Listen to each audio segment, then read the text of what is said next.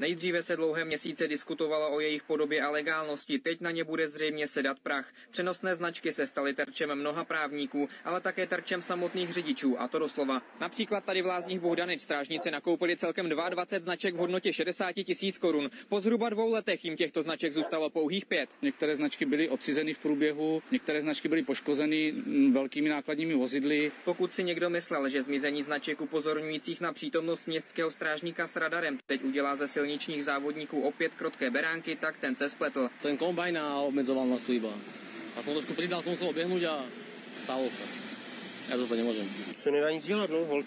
Když člověk spěchá, tak musí jet rychle, že jo? To, že by teď začali hříšníci opět plnit kasy městských rozpočtů, je prý ale podle strážníků nesmysl. Například v Lázních Bohdanic totiž policisté vybrali i s přenosnými značkami stejný obnos peněz jako bez nich, ročně okolo 3 milionů korun. Ten stříbrnej má 66.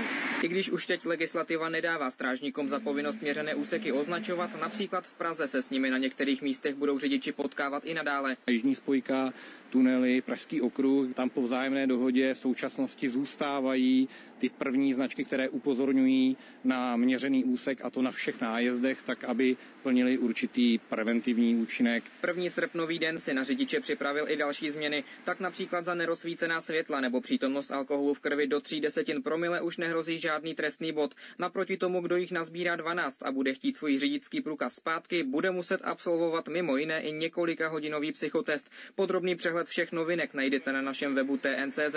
Martin Bartkovský a Jakub Bystřický, Televize Nova.